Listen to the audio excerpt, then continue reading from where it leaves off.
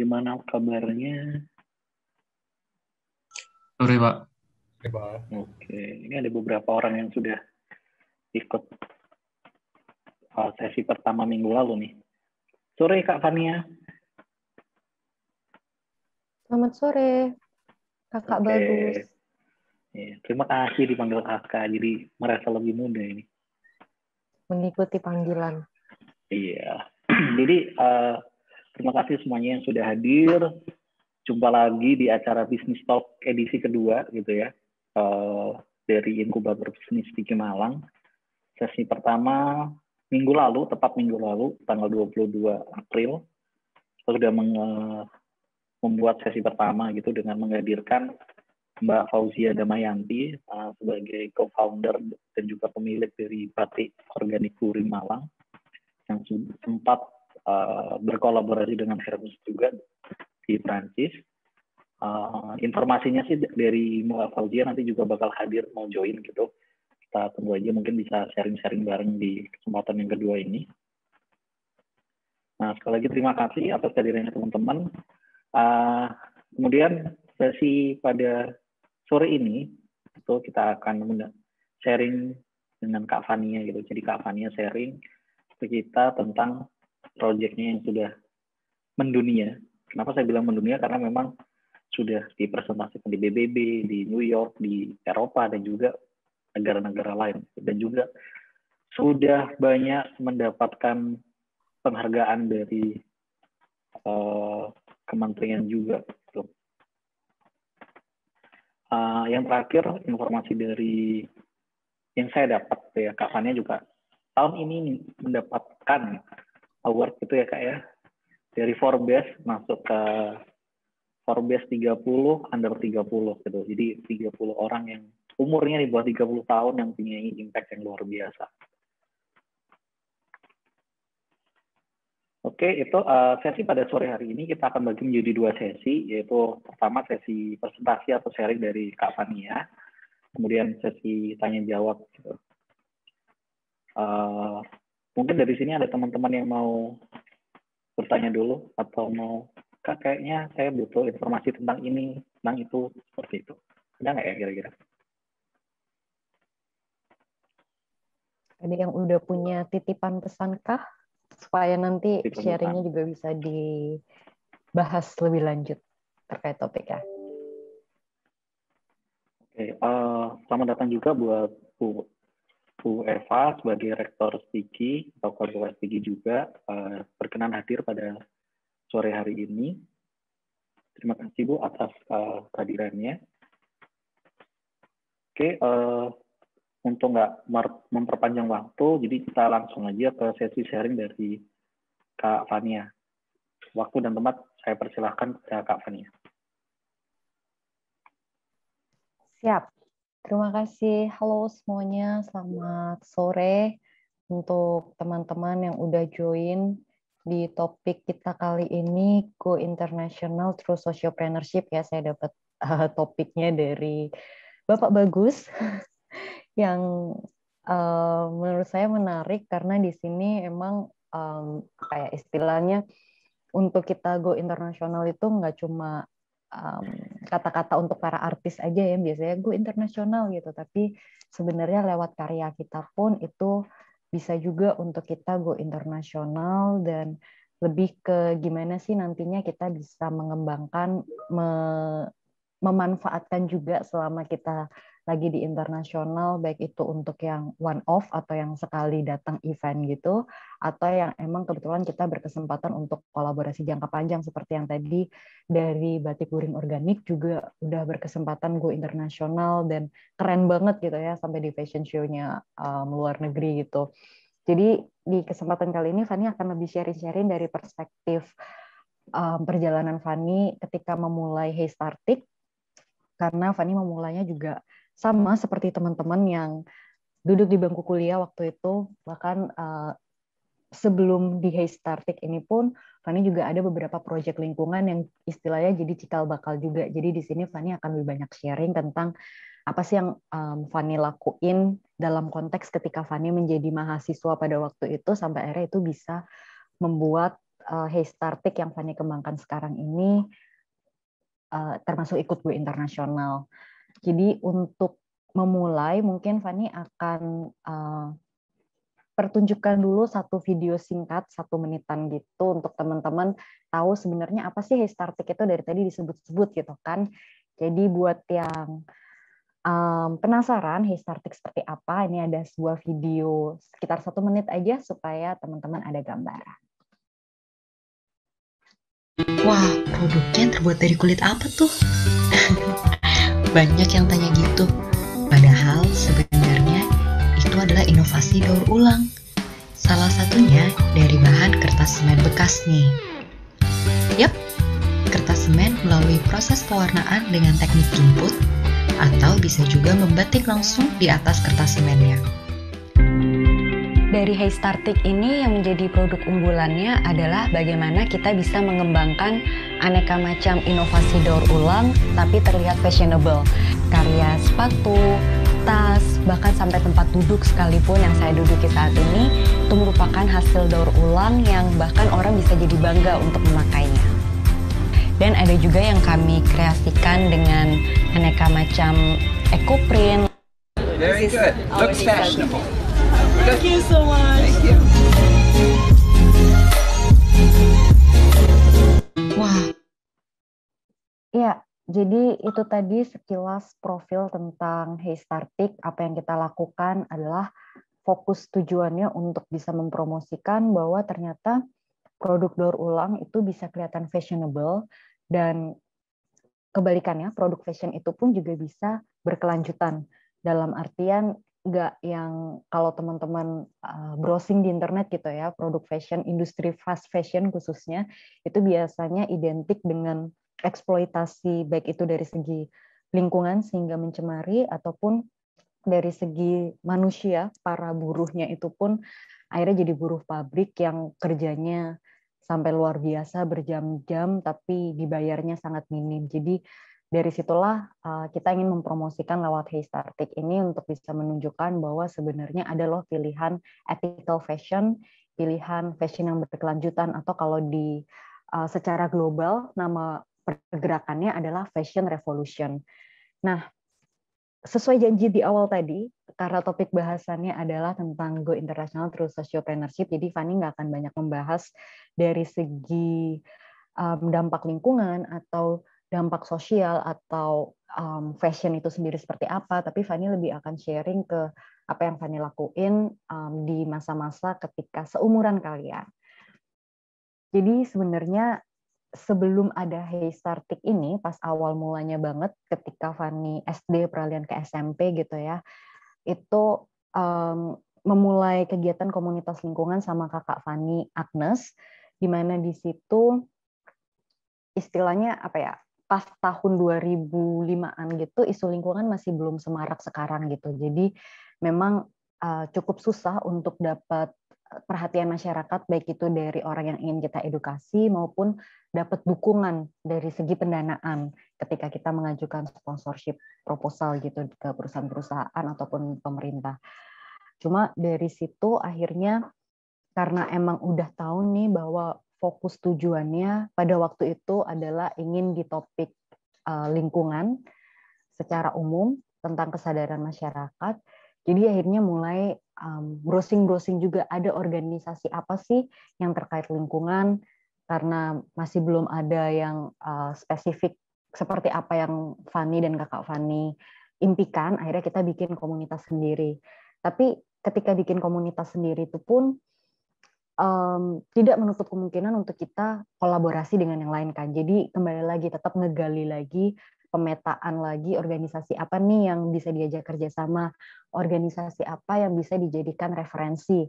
Dalam hal ini adalah untuk dokumen-dokumen laporan dari mana aja nih yang bisa dipelajari lebih lanjut untuk kita sendiri sebagai anak mudanya juga benar-benar paham gitu tentang isunya.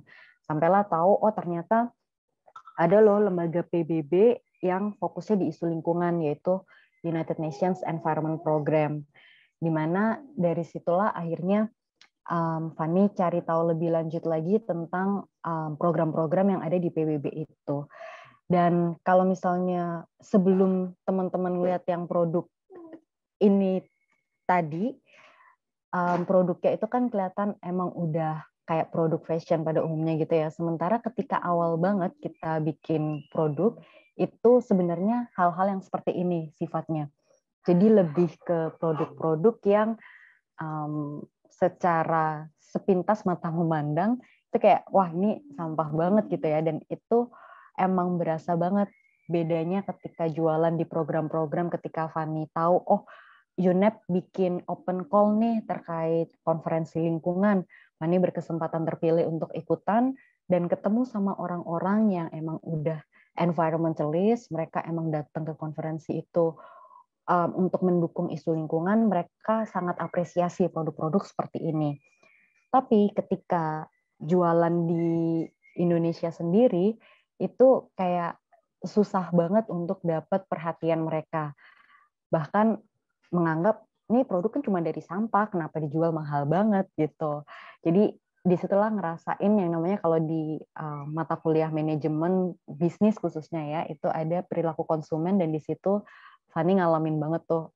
Oke, perbedaan perilaku konsumen itu berasa banget loh antara yang emang udah sadar lingkungan sama yang belum. Jadilah dari situ mulai berusaha untuk mencari tahu lebih lanjut lagi gimana nih baiknya untuk bisa mengedukasi lingkungan dengan lebih tepat sasaran.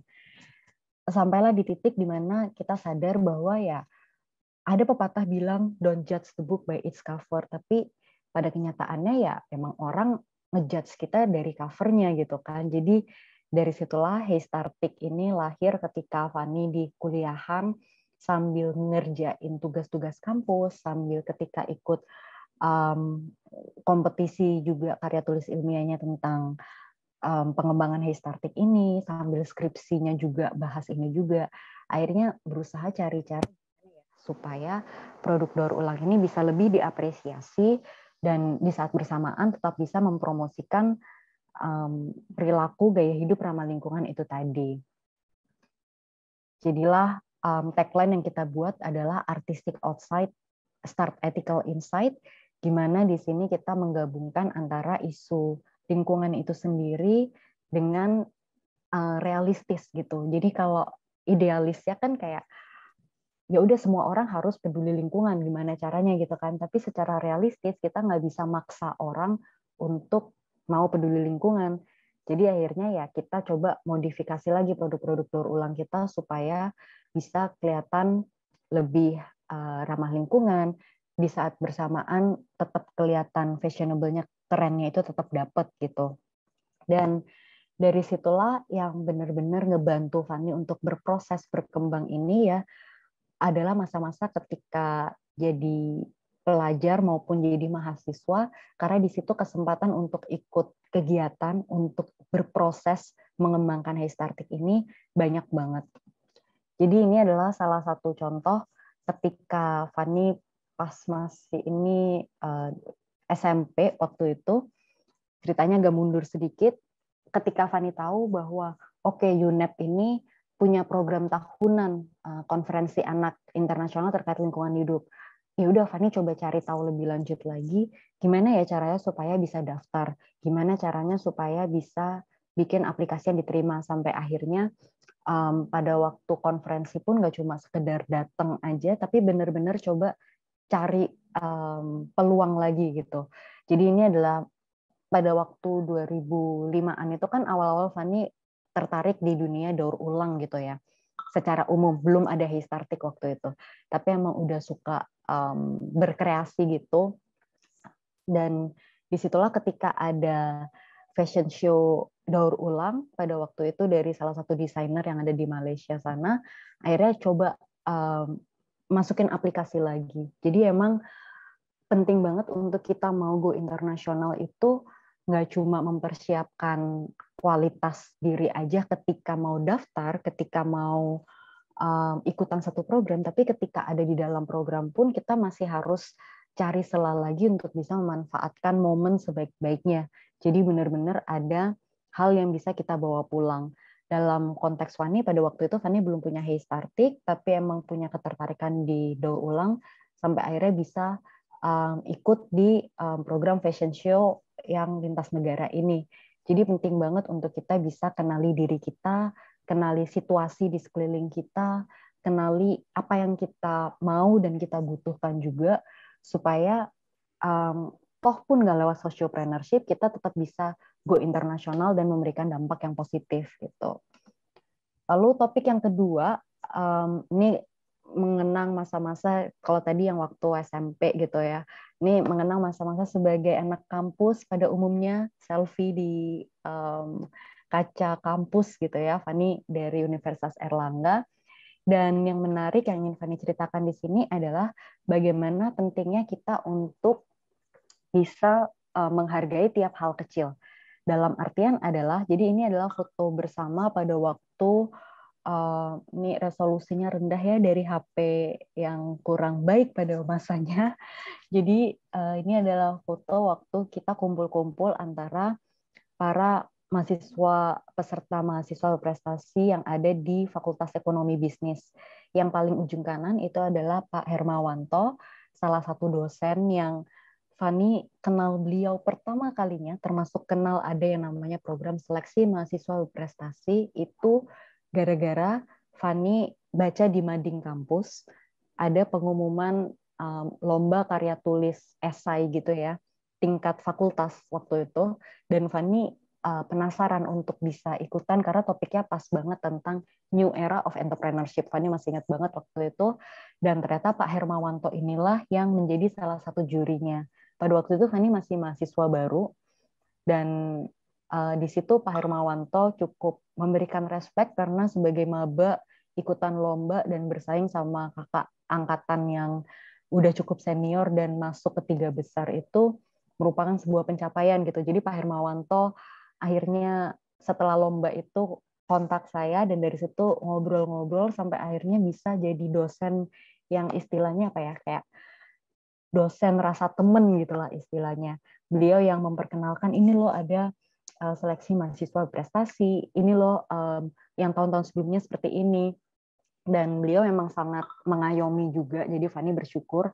Yang pasti adalah key takeaways-nya, gara-gara Fani ikutan lomba yang tingkat fakultas aja nih, akhirnya bisa dapet networking orang-orang yang luar biasa.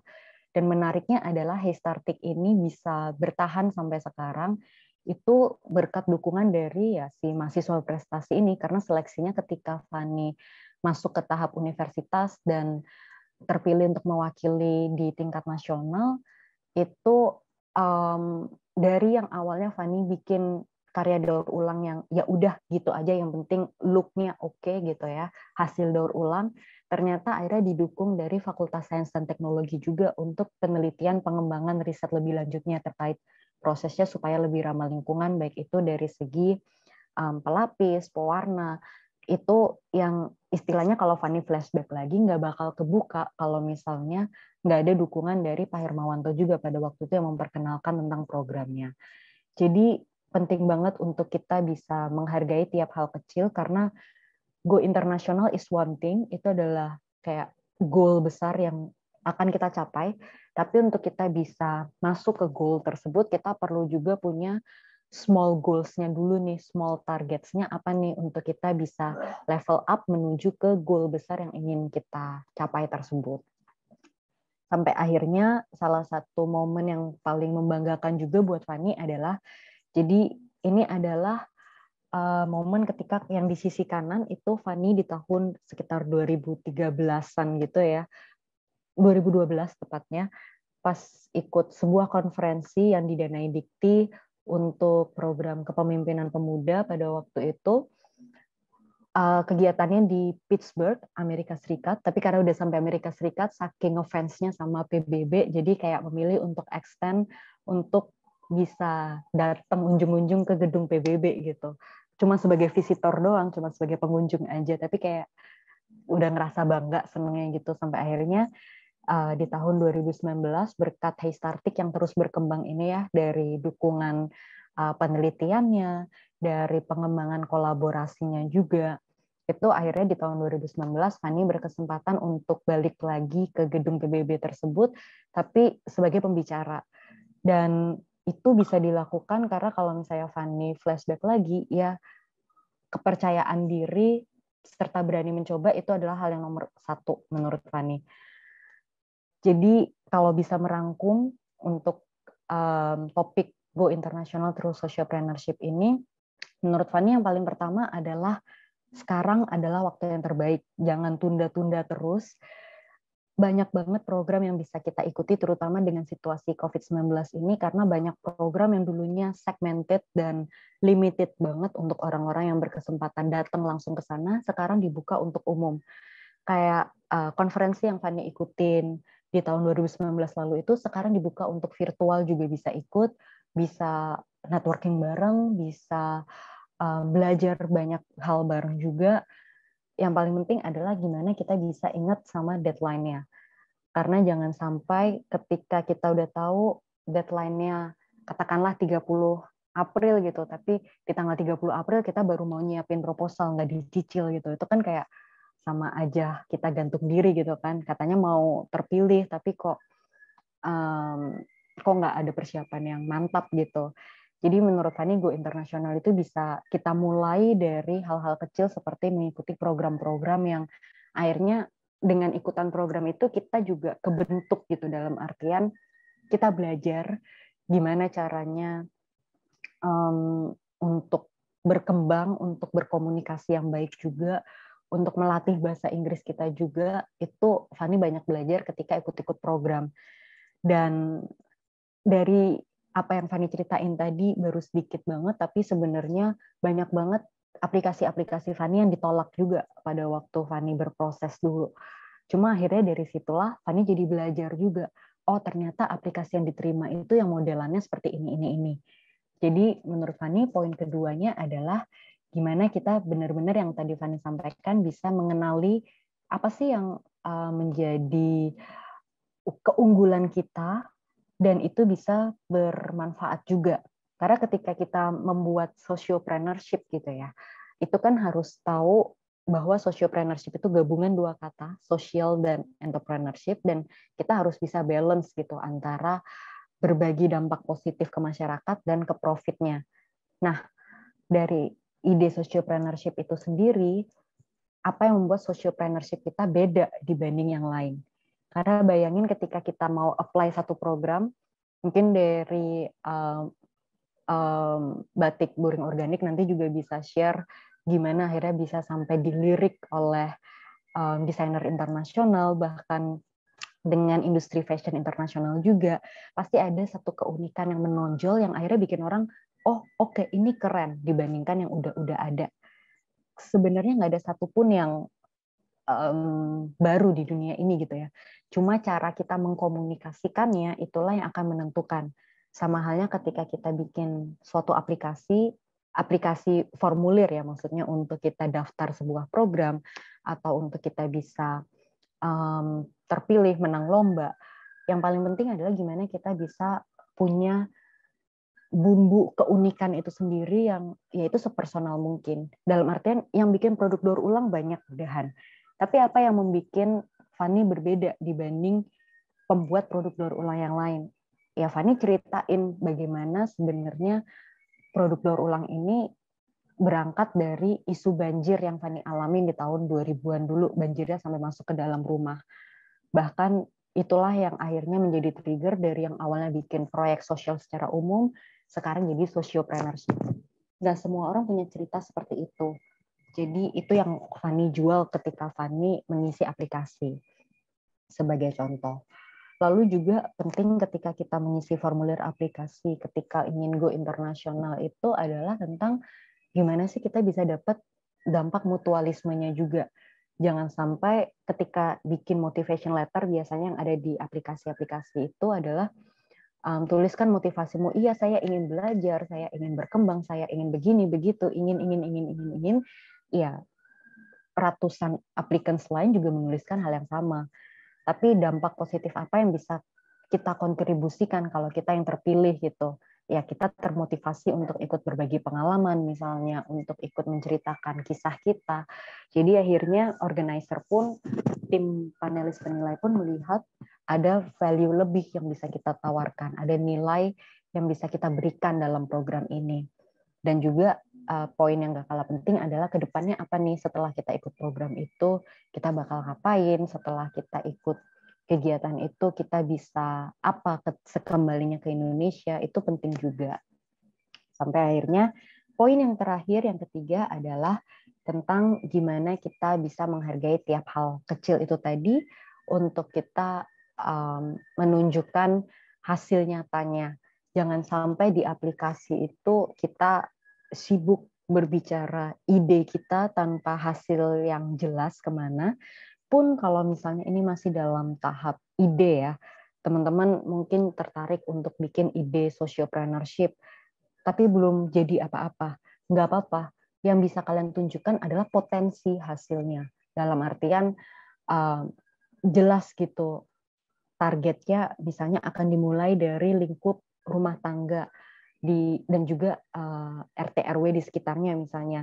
Itu akan berdampak pada ini, nanti kalau programnya berjalan seperti ini bisa direplikasi seperti ini. Jadi orang ada bayangan bahwa oke, ternyata meskipun ini baru ide, tapi potensial menjanjikan karena kita juga memberikan gambaran seperti apa sih yang kedepannya nanti, rencananya nanti kalau misalnya sudah berjalan, udah punya sociopreneurship yang jalan, ya itu akan lebih mudah lagi untuk kita melihat impact apa yang sudah kita lakukan selama ini untuk masuk di formulir aplikasi kita.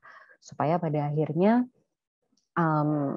para panelis itu bisa percaya dan yakin bahwa ya kita adalah orang yang tepat gitu. Jadi ada banyak program kalau sekarang di masa pandemi ini khususnya untuk kita bisa explore kemungkinan go internasional, terutama dimudahkan dengan adanya online platform saat ini. Jadi Fani sangat menyarankan teman-teman benar-benar memaksimalkan masa-masa ini. Kapan lagi sambil di rumah aja itu udah bisa networking sama orang-orang dari berbagai negara, bisa belajar bareng, bisa sharing bareng, bahkan nggak menutup kemungkinan bisa kolaborasi bareng juga. Kayak Fani ada pengalaman ketika ikut satu lomba, di situ Fani nggak menang lombanya, tapi dari lomba itu karena Fani tipikal anak yang meskipun Fani jujur adalah introvert ya orangnya, ketika diposisikan dalam kondisi ikut di suatu program ya Fani merasa harus carpe diem. Carpe diem adalah istilah untuk kita bisa seize every opportunity. Jadi ya oke, Fani introvert, it's okay. Nanti ketika malam bisa recharge energi, tapi ketika lagi beracara coba mingle, bersosialisasi sebaik-baiknya. Adalah satu momen di mana Fani breakfast bareng salah satu finalis lain dari negara El Salvador, dan siapa yang sangka ternyata dia yang jadi juara satu kompetisi tersebut. Karena sebelumnya udah pernah kontakan, jadi udah tahu kontaknya, akhirnya ketika pulang ke negara masing-masing kita collab bareng.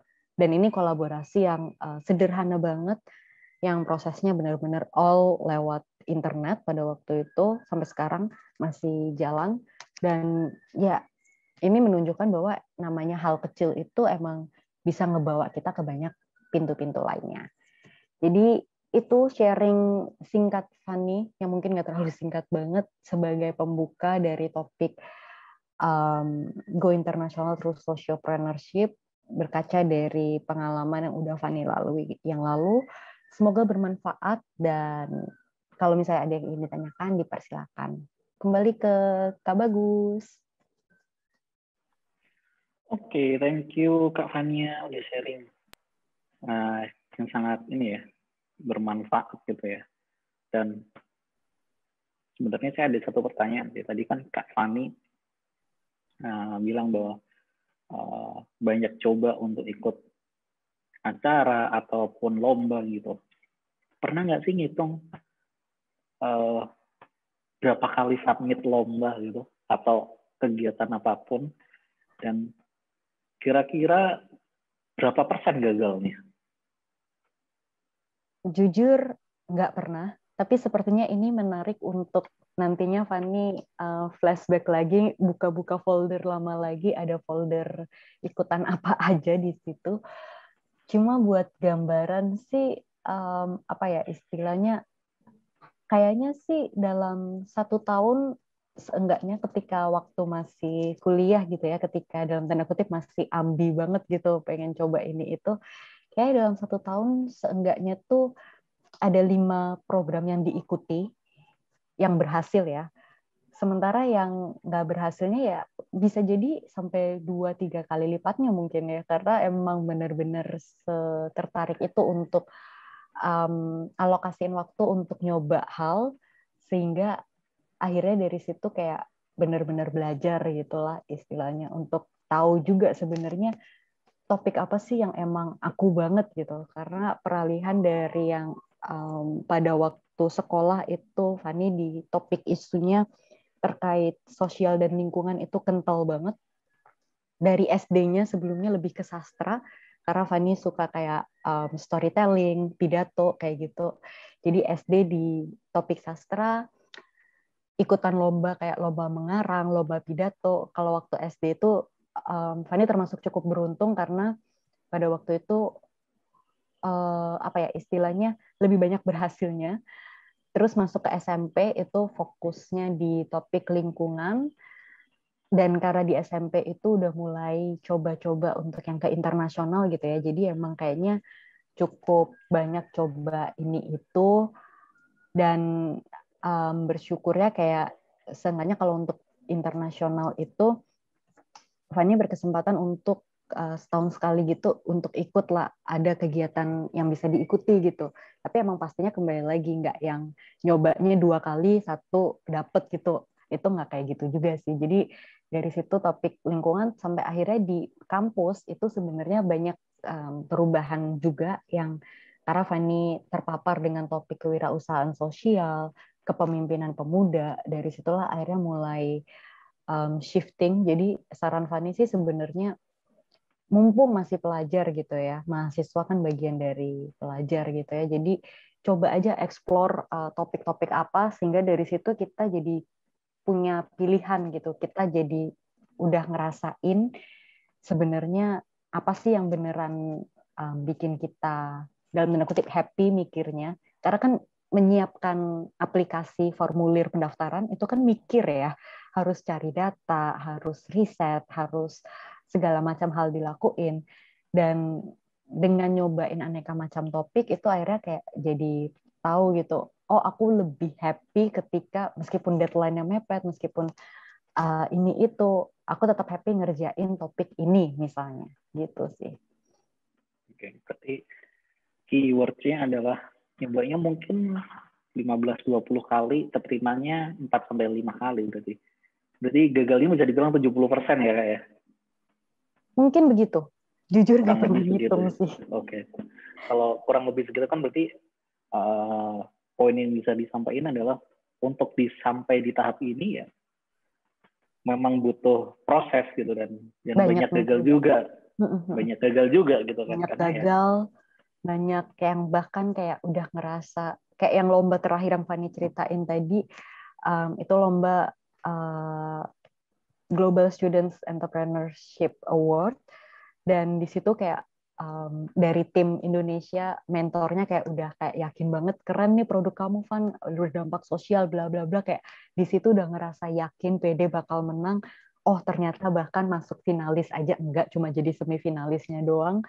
Itu kayak broken hearted juga, tapi di sisi lain ketika bisa carpe diem itu tadi, bisa manfaatin networking di lomba itu untuk bikin kolaborasi lintas negara gitu ya, walaupun kolaborasi kecil-kecilan, tetap aja itu bagian dari kolaborasi lintas negara. Dan akhirnya sampai masuk di program TV-nya Bang Andi Noya, dan bisa ngajak mitra fasilitator kita untuk ikutan syuting di Jakarta. Itu adalah pengalaman yang berharga banget gitu, karena beliau tahu kita bikin ada kolaborasi itu tadi. Jadi ya gagal pun itu nggak masalah, karena di setiap harinya itu sebenarnya kita juga gagal gitu. Dalam artian kayak sesimpel tadi Fani berusaha buka WhatsApp di desktop, itu nggak kebuka-buka. Itu sebenarnya udah bagian dari gagal gitu kan. Kayak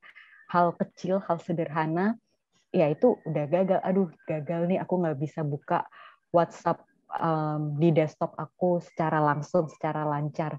Tapi karena kita tahu bahwa ini adalah jalan yang benar, dengan memasukkan link yang benar gitu ya, dengan adanya koneksi internet, ya akhirnya kita coba lagi gitu kan. Jadi sebenarnya underline-nya adalah ya normalize kegagalan gitu yang paling penting. Karena kadang kita sering membesar-besarkan, gagal nggak keterima, gagal nggak menang, udahlah nggak mau coba lagi. Padahal sebenarnya di keseharian kita ngalamin banyak kegagalan juga. Beda konteks aja gitu. Cuma bukan berarti nggak boleh sedih ya. Sedih sih nggak apa-apa, manusiawi, nggak masalah. Cuma jangan takut aja. Oke. Ada yang mau ditanyakan dari teman-teman? Ada yang mau sharing? Tadi saya lihat sudah ada Mbak Fauzia juga, udah join juga. Terima kasih Mbak Fauzia udah mau berkenan hadir sore ini. Salam kenal Mbak Fauzia. Penasaran juga sebenarnya mau belajar. Kayaknya bakal seru gitu. Misalnya kita meet gitu ya. Ada dari Batik Buring Organik, ada Startik, kan bisa ngobrolin kolaborasi yang asik gitu. Halo, selamat sore Kak Fania. Selamat sore Kak Fauzia, salam kenal. Iya, finally ya bisa dipertemukan di acara ini webinar ya. Dari kemarin udah penasaran juga sih tentang Startik ini, sempat kepo-kepoin juga di Instagram. Ini salah satu pentingnya networking sih, saya ketemu dua orang yang luar biasa ini dari networking. Jadi kalau Fanny tadi bilang sepenting itu sebuah networking, ya memang sepenting itu. Jadi saya bisa kenal Fanny, bisa kenal Mbak Fauzia juga dari networking gitu. Jadi buat teman-teman, kalau bisa perluas networkingnya teman-teman gitu. Karena kita nggak akan tahu gitu. Siapa tahu next 1 tahun atau 2 tahun lagi, dengan networking yang kita punya, kita bisa kolaborasi sesuatu yang punya impact cukup besar gitu. Oke, dari teman-teman ada yang mau ditanya? Mungkin Mbak Fauzia ada yang mau ditanya ini ke Kak Fania gitu, atau Kak Fania ke Mbak Fauzia? Saya yang mau tanya itu gimana ya caranya batik buring organik gitu? Bisa dibikin di atas kertas semen nggak ya, atau bahan sampah lainnya? Langsung. Ini kayaknya kolabnya jadi oke juga nih. Jadi di ruang webinar ya kolabnya. Mumpung belum ada yang angkat tangan soalnya. Ini kayaknya oke juga nanti. Bener-bener. Buat collab gitu ya, kayak kalau misalnya pakai ini kan sak semen ya kalau nggak salah ya. Iya, jadi yang salah satu yang emang kita kembangin itu dari bahan kertas semen, dan emang bisa sih untuk prosesnya kayak di batik canting gitu. Cuma berhubung belum tahu persis nih yang untuk batik buring organik ini seperti apa prosesnya, jadi penasaran. Siapa tahu bisa dibikin juga. Iya, siapa tahu nanti boleh deh ngobrol lebih lanjut lagi ya kapan sama Pak Bagus juga gitu kalau pas ada kesempatan.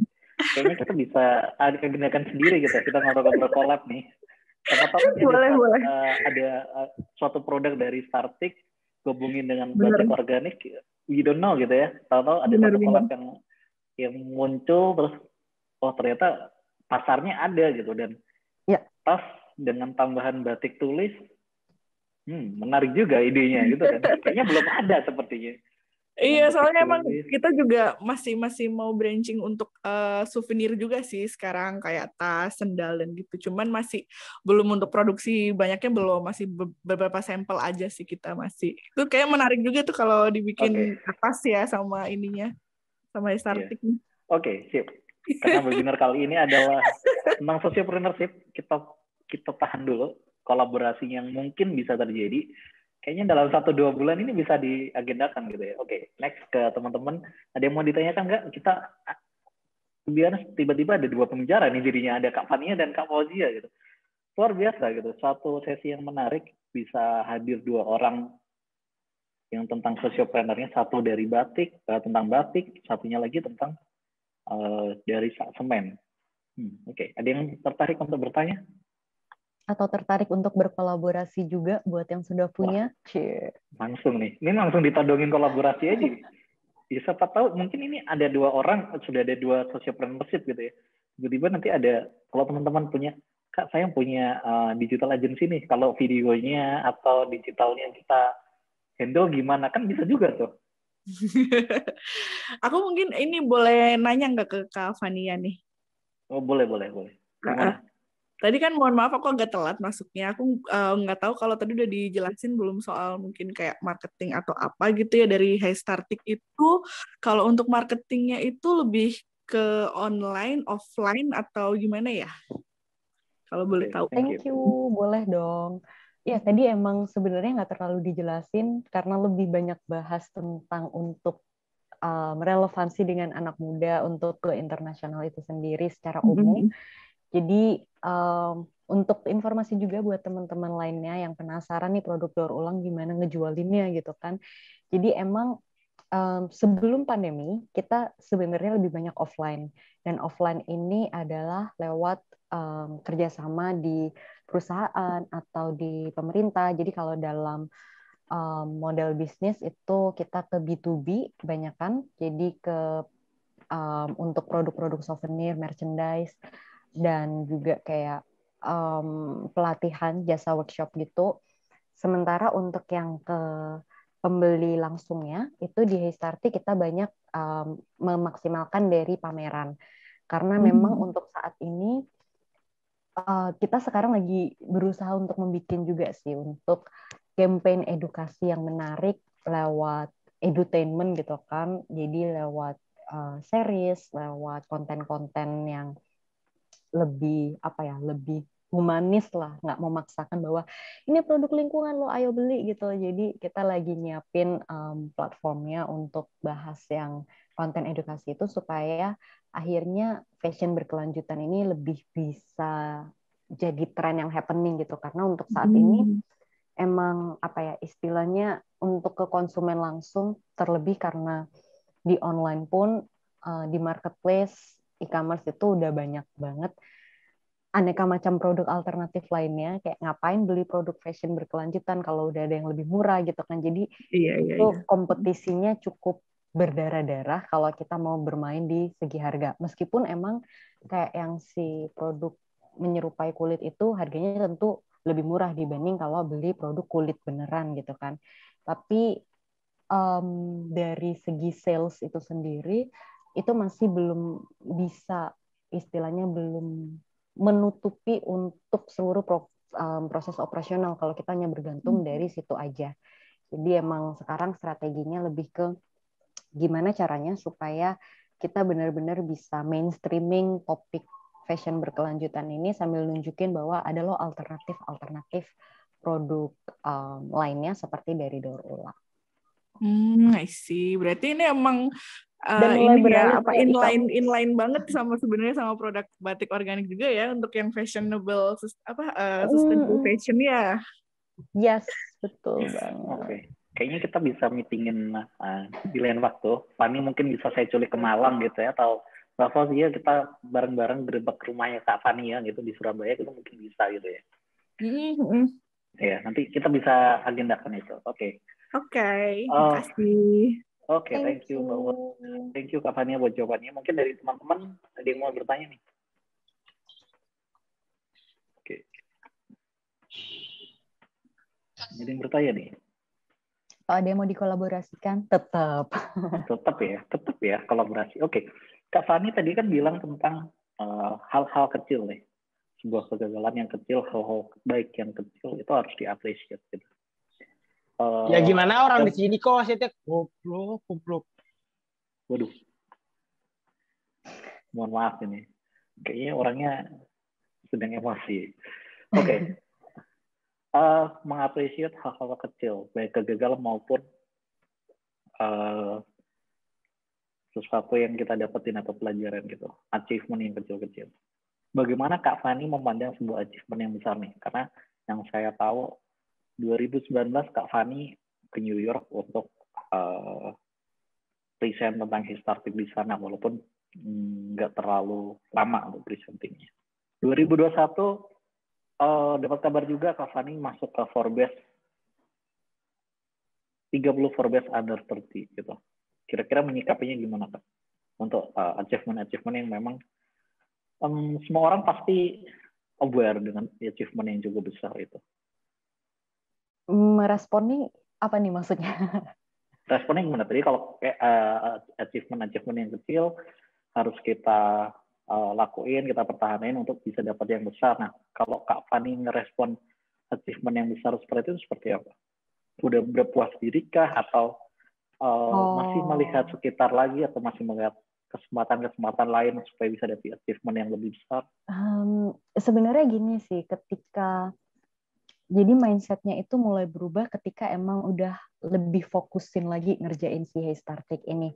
Dalam artian kalau dulu mungkin pas sekolah sampai kuliah-kuliah awal itu ikutan lomba itu sebenarnya tujuannya lebih ke ya istilahnya kalau orang bilang gitu quarter life crisis gitu kan, pengen cari jati diri kayak gitu.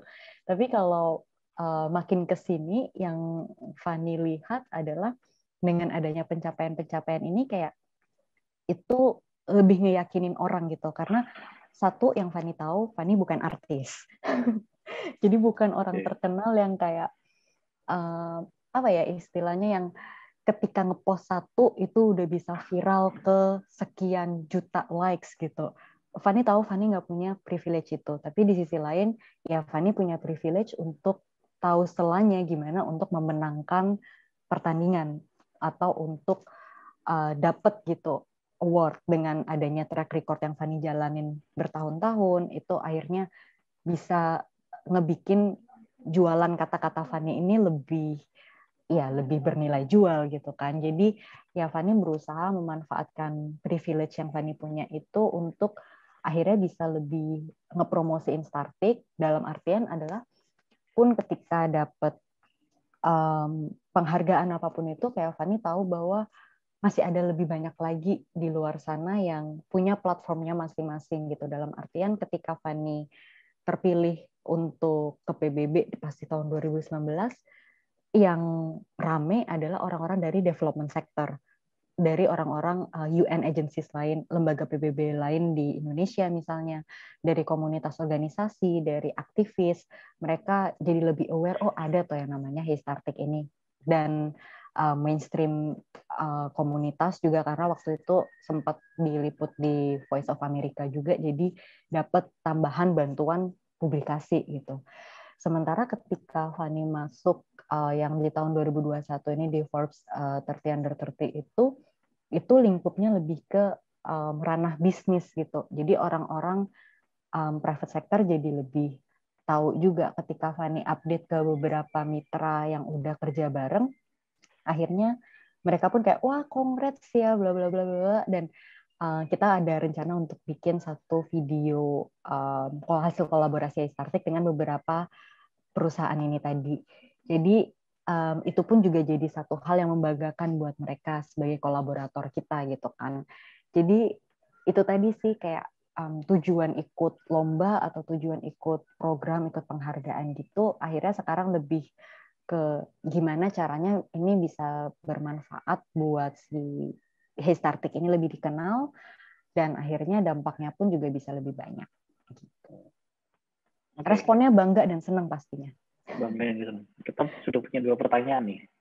Yang pertama dari Irma gitu ya. Gimana cara mengubah bisnis mainstream ke sosial bisnis? Supaya hanya fokus mengubah value bisnis jadi bisnis yang punya dampak sosial, itu cukup untuk disebut sociopreneur. Oke, terima kasih Kak Irma untuk pertanyaannya.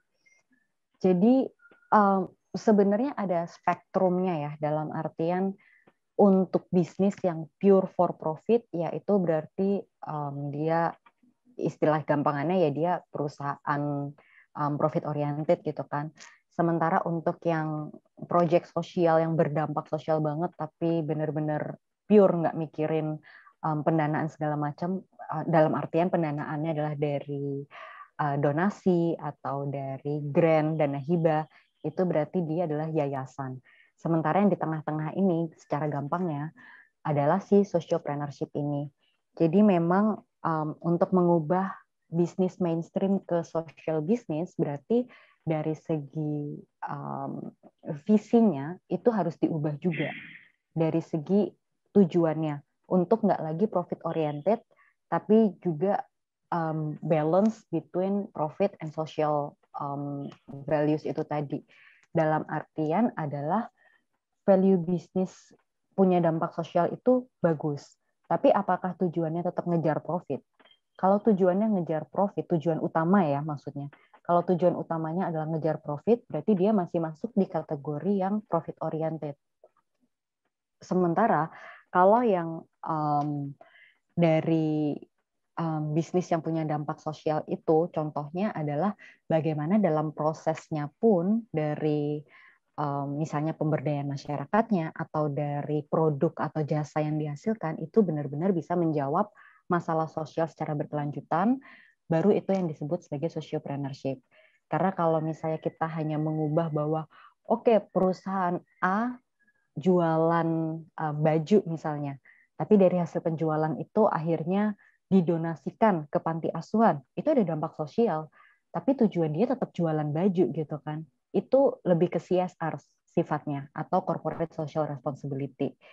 Dan pengembangan CSR ini banyak banget sebenarnya, karena seharusnya CSR itu tidak terkait dengan branding perusahaan segala macamnya, itu kalau dibahas agak panjang lagi. Tapi untuk menjawab pertanyaan Irma, kata kuncinya adalah tujuan bisnisnya apa, aktivitas bisnisnya itu apa.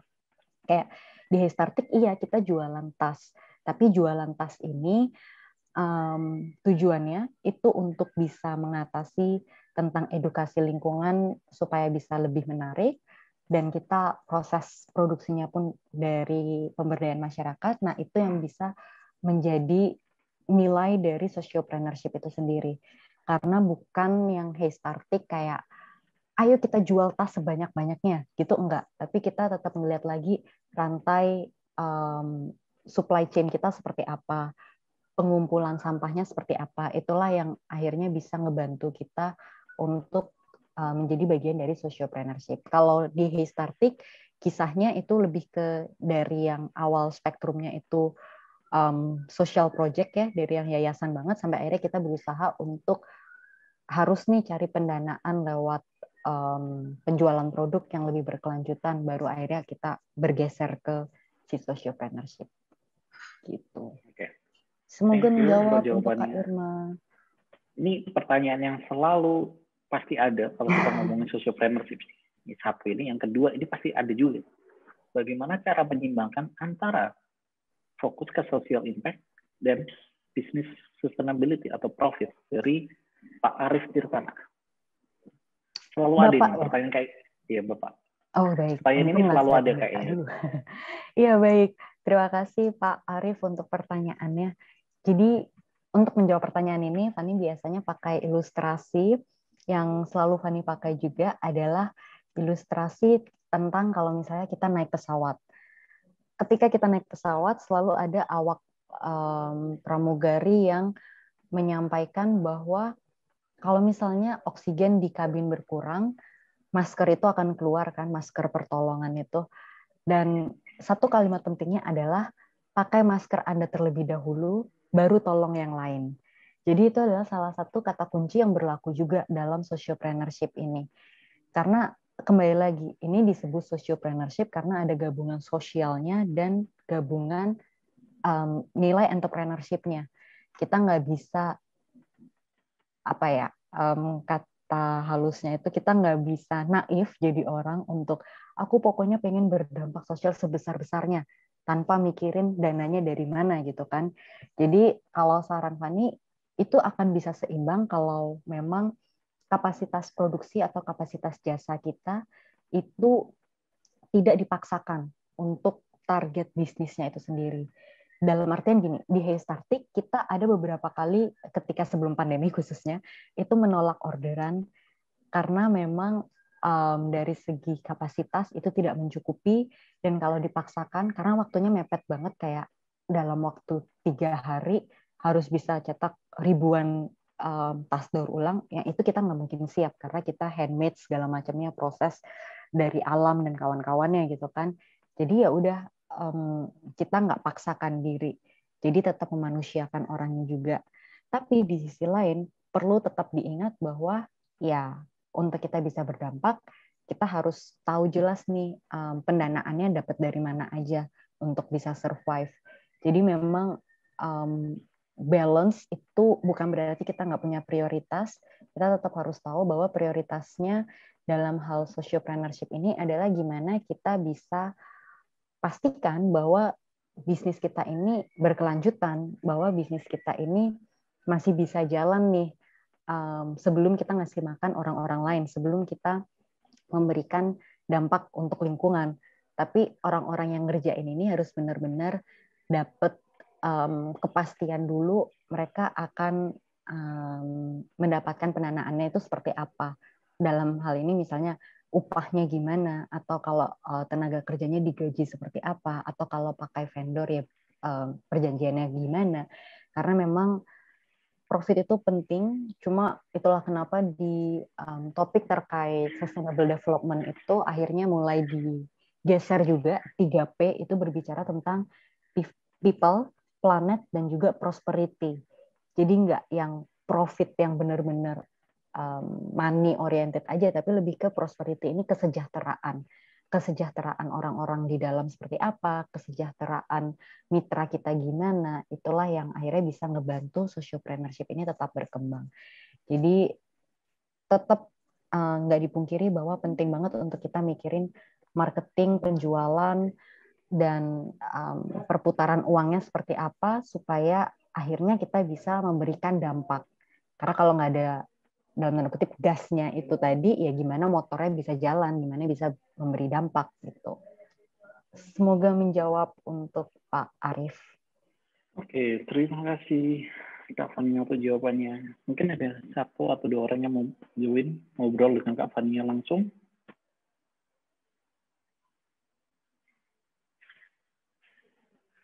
Ada?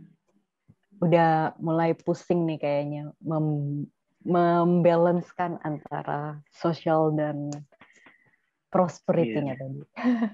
Mulai mikir-mikir habis ini bikin apa ya. Tapi takutnya kita terlalu profit, nggak ingat sama tujuan awal kita bahwa punya social impact yang juga harus kita jaga. Jadi kalau terlalu sosial juga nanti kita bisa kehabisan gasnya dulu gitu ya, dalam tanda kutip. Kehabisan gasnya dulu, ternyata perputaran cash flow-nya juga nggak jalan gitu. Oke, ada yang mau bertanya atau menyampaikan satu dua kata dari teman-teman yang sudah hadir?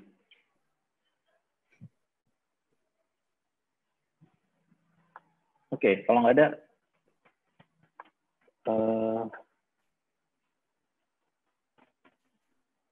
pertanyaan terakhir ya buat Kak Fania dari saya.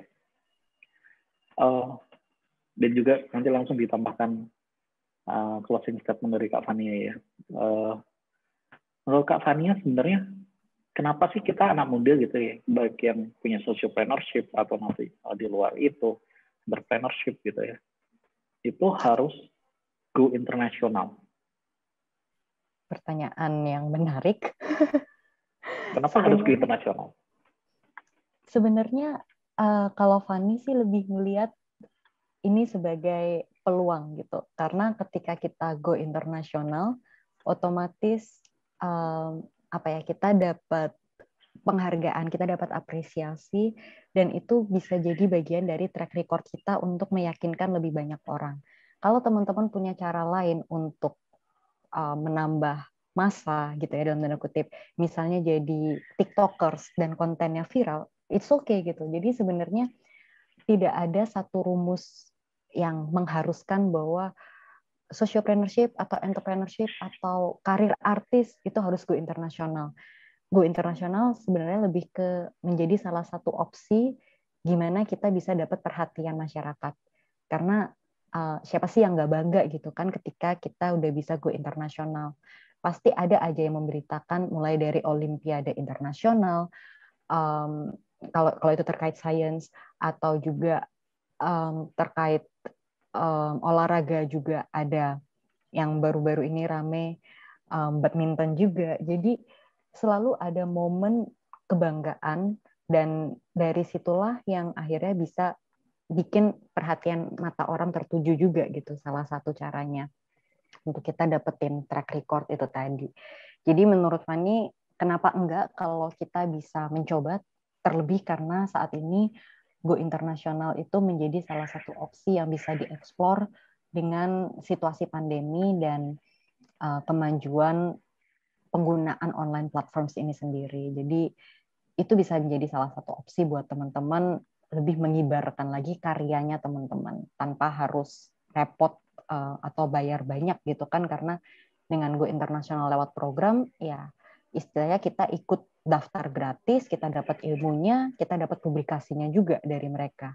Jadi ya why not gitu, karena itu berdampak positif banget selama kita mau dedikasiin waktu dan komitmen juga untuk ngejalanin itu.